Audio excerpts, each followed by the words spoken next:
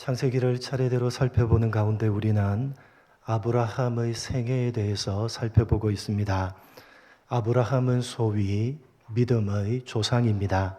거듭 말씀드리지만 믿음의 조상이라는 말은 본받을 만한 믿음의 모델 케이스라는 의미가 아니라 믿음을 가지고 우리보다 먼저 세상을 살았던 사람이라는 의미입니다. 아브라함은 원래 우리와 수준이 방불했던 사람입니다. 아니, 우리보다 훨씬 더 못나고 한심한 수준의 사람입니다. 그는 고향 땅인 갈대아 우르에서 우상을 깎아 만들어 팔았던 우상 판매상인 아버지 데라에게서 태어나서 어렸을 때부터 우상 숭배자로 아버지의 가업을 이어받아 우상을 깎아 만들어 팔았던 우상 판매상이었습니다. 그런데 하나님께서 그런 아브라함을 선택하시고 하나님의 백성으로 삼으십니다. 아브라함이 무슨 자격과 조건을 가지고 있었던 것이 아니라 그는 태어나면서부터, 아니 어머니 뱃속에서부터 우상 숭배자였고 우상을 판매하는 일을 생업으로 삼고 살았던 사람이었습니다. 그런 아브라함을 하나님께서 일방적으로 자격과 조건을 따지지 않고 무조건적으로 선택하시고 하나님의 백성으로 삼으신 것입니다. 누가 그렇다는 것입니까? 바로 우리들이 그렇다는 것입니다. 여러분, 우리가 무슨 자격과 조건을 가지고 있었기 때문이 아니라 우리는 단지 죄인이었습니다. 그런데 그런 우리를 하나님께서 무조건적으로 선택하시고 하나님의 자녀로 삼으셨습니다. 여러분, 우리는 하나님의 자녀가 될 만한, 구원을 받을 만한 그 어떤 자격과 조건도 전혀 가지고 있지 않았습니다.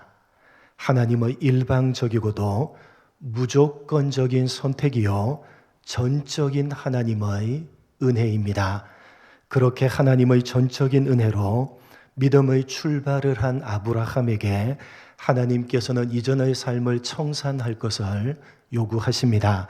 수십 년 동안 살았던 고향 땅을 떠나서 새로운 삶을 시작하라고 요구하십니다. 여러분, 신앙생활이란 예수를 믿고 구원을 받아서 천국 가는 것이 전부가 아닙니다. 그것은 출발에 불과합니다. 예수를 믿고 구원을 받았다면 이전의 삶을 청산하고 새로운 삶을 시작해야 되는 것입니다. 갈대아 우르를 떠나서 가나안으로 가야만 하는 것입니다. 삶이 변해야만 하는 것입니다. 이렇게 하나님께서는 전적인 은혜로 구원하신 우리들에게 삶의 변화를 요구하십니다. 예전의 삶을 청산하라고 말씀하십니다. 그러나 그것은 결코 쉽지 않습니다. 갈대아 우르의 삶을 청산하고 가나안으로 가라고 명령하시지만 아브라함은 순종하지 않습니다. 가는 척 하다가 가나안이 아니라 하란에 머물러 버립니다. 하란은 갈대아 우르와 같은 메소포타미아 문명권입니다. 같은 지역권입니다. 무슨 의미냐? 떠나는 척만 했다는 것입니다. 오늘날로 말하자면 예수를 믿는 척만 했다는 겁니다. 예수를 믿고 신앙생활을 한다고 하는데 교회에 나오는 것 이외에 전혀 달라진 것이 없습니다. 물론 교회에 나오는 것 자체는 너무나도 귀한 것입니다. 그것만 해도 대단한 것입니다. 그렇지만 여러분, 거기에 머물러서는 곤란합니다. 하나님께서는 그런 아브라함을 그냥 두지 않으시고 결국은 가나안 땅으로 가게 하십니다. 여러분, 그런데 또 어떤 일이 일어납니까? 아브라함은 얼마 지나지 않아서 갈대아 우르와 방불한 땅인 이집트로 내려가 버립니다. 그 땅에 기근이 찾아왔기 때문입니다. 가나안 땅에서 제대로 한번 살아보려고 했는데 기근이 찾아오는 것입니다. 신앙생활을 제대로 한번 해보려고 예전과는 좀 다르게 살아보려고 결심을 했는데 삶의 어려움이 찾아오는 것입니다. 예수를 믿는 사람답게 믿지 않는 사람과는 다르게 한번 살아보려고 하니까 세상이 그냥 두지를 않는 것입니다. 세상이 만만치가 않습니다. 그래서 겁이 나는 것입니다. 믿음으로 살다가는 이 세상에서 살아남지 못할 것 같다는 생각이 드는 것입니다. 그래서 가나안을 포기하고 이집트로 내려가 버립니다. 믿는 사람답게 살기를 포기하고 그냥 예전의 삶으로 돌아가 버린 것입니다. 그리고 자신의 아내를 누이라고 속이면서 세상에서 수단과 방법을 가리지 않고 살아가 버립니다. 아브라함의 모습 속에서 신앙을 가진 하나님의 백성다운 모습을 전혀 찾아볼 수가 없습니다. 구원을 받았음에도 불구하고 다른 점이 전혀 없습니다. 하나님의 백성임에도 불구하고 세상 사람들과 똑같습니다. 바로 우리들의 모습입니다. 그러나 그럼에도 불구하고 하나님께서는 아브라함을 포기치 않으십니다. 아내를 누이라고 속인 것으로 인해서 이집트의 절대 권력자인 파라오에게 아내를 빼앗기게 될 인생 최대의 위기를 맞이하게 되지만 하나님께서는 그 인생의 위기에서 아브라함을 보호하시고 지켜주십니다. 아브라함이 믿고 의지해야 하는 것은 이집트, 즉 세상이 아니라 세상의 절대 권력자인 파라오가 아니라 하나님이심을 깨우쳐 주십니다. 그리고 거듭되는 아브라함의 어리석음과 실수에도 불구하고 하나님께서는 아브라함을 붙들어서 당신이 누구신지를 가르치십니다. 그리고 드디어는 내가 하려는 일을 아브라함에게 숨기겠느냐라고 말하시면서 당신이 하시고자 하는 일에 대해서 깊은 대화를 나눌 정도의 성숙한 믿음의 사람으로 아브라함을 만들어 가십니다. 이렇게 성경은 끊임없이 아브라함이 남달랐기 때문이 아니라 아브라함 자신에게 어떤 원인과 조건이 있었기 때문이 아니라 전적으로 하나님에 의해서 빚어지고 만들어진 사람인 것을 분명하게 밝히고 있습니다. 여러분, 믿음이란 바로 그런 것입니다. 전적인 하나님의 은혜입니다. 오늘 본문인 창세기 21장도 우리가 가지고 있는 믿음에 대해서 그것이 전적인 하나님의 은혜임을 분명하게 가르치고 있는 내용입니다. 하나님께서 약속하신 대로 드디어 아들 이삭을 허락하십니다. 아브라함이 100세가 되었을 때 약속의 자녀인 이삭을 낳고 잔치를 베풀었는데 이스마엘이 이삭을 놀리는 것을 보고 사라가 아브라함을 부추겨서 이스마엘을 쫓아냅니다. 대단히 중요한 의미를 담고 있는 사건입니다. 먼저 오늘 사건은 17장에 기록되어져 있는 할례에 대한 내용과 비교해 볼 필요가 있습니다. 창세기 17장 2절입니다. 할례에 대한 내용과 비교해 볼 필요가 있습니다. 함께 합독합니다. 너희는 대대로 모든 남자는 집에서 난 자나 또는 너희 자손이 아니라 이방에게서 돈으로 산 자를 막론하고 난 지 8일 만에 할례를 받을 것이라. 하나님께서 할례를 명하시는 장면입니다. 할례는 하나님의 백성이라는 상징적인 표시입니다. 특별히 할례는 아브라함에게 속한 모든 사람에게 행할 것으로 명령되어져 있습니다. 그래서 이스마엘은 물론이고 종들까지도 할례를 받게 됩니다. 그런데 오늘 본문인 21장에 와서는 이삭에게서 난 자라야 네 씨라고 칭할 수가 있다고 이삭과 이스마엘을 구별시키고 있습니다. 이러한 구별로 도대체 무엇을 말하려고 하느냐? 갈라디아서 4장을 보시면 이해를 도울 만한 구절을 만나게 됩니다. 이삭과 이스마엘을 구별시키고 있는 이유가 도대체 무엇이냐? 갈라디아서 4장 28절로 31절입니다. 같이 합독하겠습니다. 시작. 형제들아, 너희는 이삭과 같이 약속의 자녀라. 그러나 그때의 육체를 따라 난 자가 성령을 따라 난 자를 박해한 것 같이 이제도 그러하도다. 그러나 성경이 무엇을 말하느냐? 여종과 그 아들을 내쫓으라. 여종의 아들이 자유 있는 여자의 아들과 더불어 유업을 얻지 못하리라 하였느니라. 그런즉 형제들아, 우리는 여종의 자녀가 아니요 자유 있는 여자의 자녀니라. 이삭과 이스마엘을 구별시켜서 설명하고 있는 내용입니다. 이스마엘은 육체를 따라서 난 자요 종의 자녀입니다. 반면에 이삭은 성령을 따라서 난 자이며 자유자의 자녀입니다. 이스마엘은 육체를 따라서 난 자, 즉 아브라함이 여종인 하갈에게서 낳은 자식이고, 이삭은 종이 아니라 자유인인 사라에게서 났으며 성령을 따라서 난 자, 즉 하나님께서 약속하시고 그 약속을 따라서 만들어주신 자녀입니다. 사도 바울은 이것을 율법과 복음으로 비교하고 있습니다. 이스마엘은 육체를 따라서 난 자, 즉 율법을 상징하고, 이삭은 성령을 따라서 난 자, 즉 복음을 상징한다는 것입니다. 여러분 생각을 해보십시오. 이스마엘은 아브라함이 자식을 생산할 능력이 있을 때 역시 생산할 능력이 있는 여종인 하갈과 더불어 낳은 아들입니다. 그러니까 아브라함이 자신의 힘으로 얻어낸 결과가 바로 이스마엘입니다.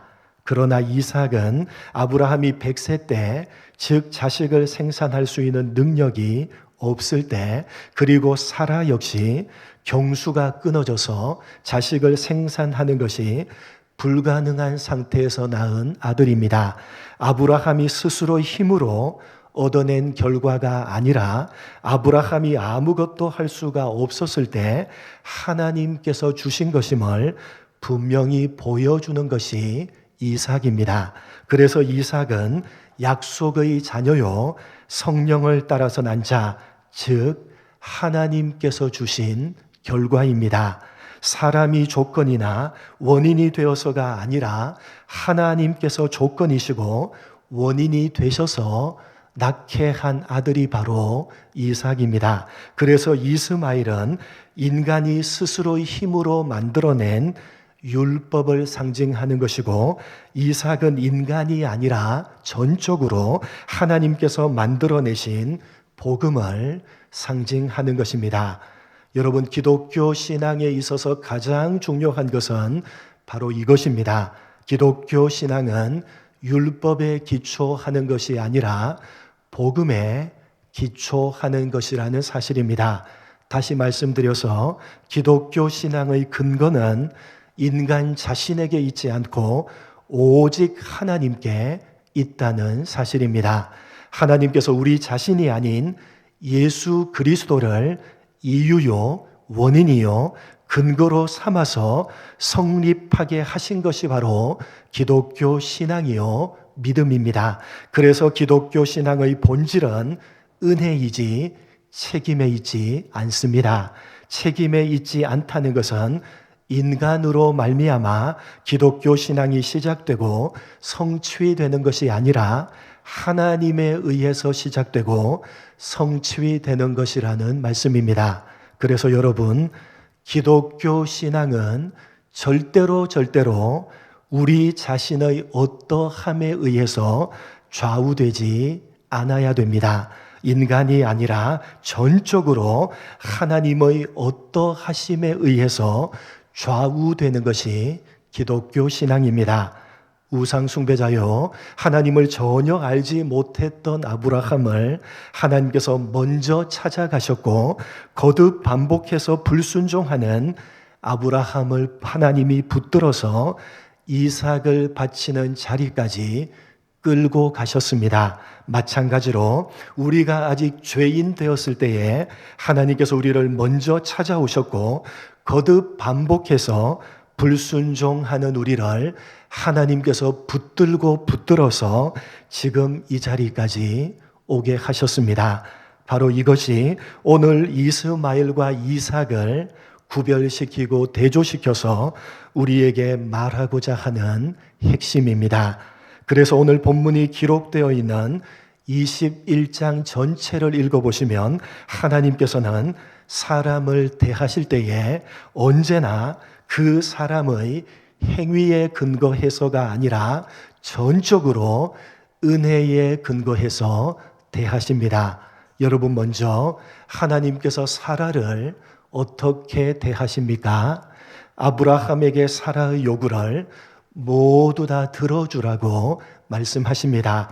사라가 한 요구가 모두가 정당했기 때문이 아니었습니다. 사실 사라는 아들을 주시겠다는 하나님의 약속을 자기 스스로의 힘으로 이루려고 했습니다. 창세기 16장 2절입니다. 사라는 자기의 힘으로 이루려고 했습니다. 함께 한 절을 합독하겠습니다. 사레가 아브라함에게 이르되 여호와께서 내 출산을 허락하지 아니하셨으니 원하건대 내 여종에게 들어가라. 내가 혹 그로 말미암아 자녀를 얻을까 하노라 하매 아브라함이 사레의 말을 들으니라. 사실 사라는 이스마엘을 낳도록 원인 제공을 한 사람이었습니다. 그녀가 아브라함에게 하갈을 통해서 아들을 낳으라고 제안을 해서 이스마엘이 태어난 것입니다. 그런데 그녀는 또다시 하나님의 약속을 자신의 방법으로 이루려고 하는 것입니다. 오늘 본문 10절에 이스마엘은 이삭과 함께 기업을 얻지 못할 것이다 라는 사라의 말은 하나님의 약속에 근거한 말이었기에 옳은 말이었습니다. 그러나 사라는 이러한 하나님의 약속을 하나님께서 정하신 때에 하나님의 방법으로 하나님께서 이루어 가시도록 기다려야 했는데 그녀는 또다시 자신의 방법으로 이루려고 했던 것입니다. 그런데 그런 사라를 하나님께서 어떻게 대하십니까? 그녀의 요구를 모두 다 들어주라고 말씀하십니다. 사라의 실수와 허물을 들추어 내지 않으시고 그녀의 요구를 모두 다 수용해 주십니다. 사라가 행한 행위에 근거해서가 아니라 전적으로 은혜에 근거해서 그녀를 대해 주십니다. 아브라함도 마찬가지입니다. 본문 11절로 13절입니다. 함께 4절을 합독하겠습니다. 시작. 아브라함이 그의 아들로 말미암아 그 일이 매우 근심이 되었더니 하나님이 아브라함에게 이르시되 네 아이나 네 여종으로 말미암아 근심하지 말고 사라가 네게 이런 말을 다 들으라. 이삭에게서 나는 자라야 네 씨라 부를 것임이니라. 그러나 여종의 아들도 네 씨니 내가 그로 한 민족을 이루게 하리라 하신지라. 이스마엘은 아브라함이 행한 불순종의 결정체입니다. 하나님께서 아브라함에게 거듭 나타나셔서 아들을 주시겠다고 약속하셨습니다. 아브라함이 신뢰를 하지 못하자 짐승을 쪼개시고 그 사이를 지나가시는 언약 예식까지 하시면서까지 약속을 하셨지만 그러한 약속을 믿지 못하고 불순종해서 낳은 아들이 바로 이스마엘입니다. 그러나 하나님께서는 아브라함이 불순종해서 낳은 아들인 이스마엘마저도 아브라함의 자식임을 인정해 주시고 그에게 복을 주실 것이라고 아브라함에게 약속해 주십니다. 여러분 한번 생각을 해 보십시오. 아브라함이 얼마나 마음에 근심이 됐겠습니까? 본처인 사라가 자신의 아들인 이스마엘을 쫓아내려고 했을 때 아브라함의 마음이 얼마나 복잡했겠습니까? 비록 자신의 불순종으로 인한 결과로 겪게 되는 근심과 고통이지만 하나님께서 이러한 아브라함의 마음까지 헤아려 주시며 그에게 근심하지 말라 위로해 주시고 이스마엘로 한 민족을 이루게 하시겠다고 약속까지 하시며 아브라함의 마음을 만져주십니다.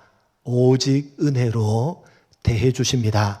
또한 하갈과 이스마엘은 어떻게 대해 주십니까? 먼저 창세기 16장 4절로 6절입니다.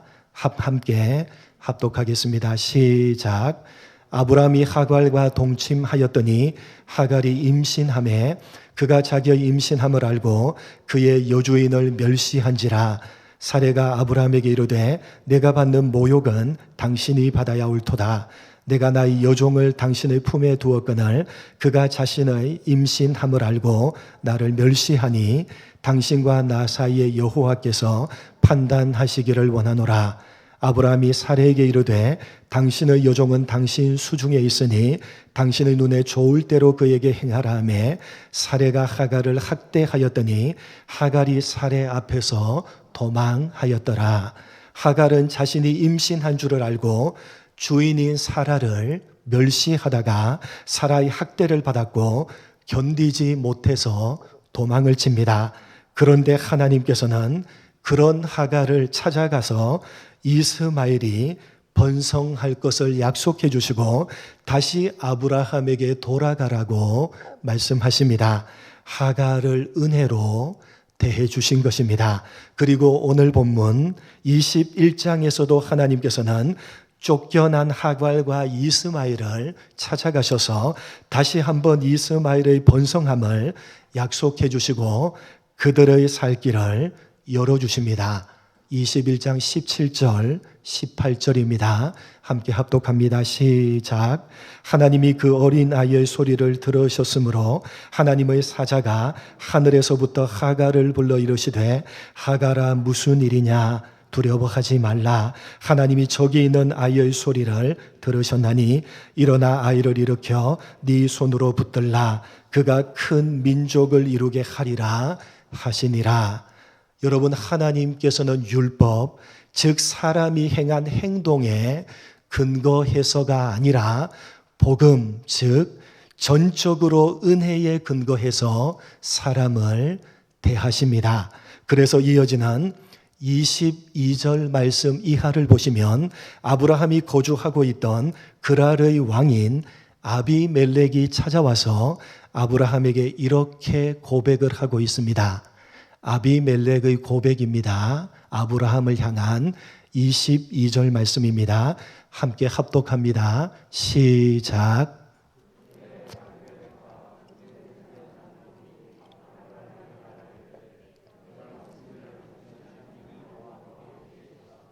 여러분, 이 고백을 잘 음미해 보시기 바랍니다.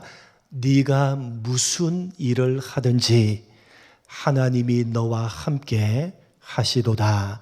네가 무슨 일을 하든지 어떤 의미입니까? 네가 잘 하든지 못하든지 무슨 일을 하든지 그것과는 상관없이 하나님이 함께 하신다는 것입니다. 그래서 아브라함은 그 하나님을 이렇게 불렀습니다. 33절입니다. 같이 합독합니다. 시작.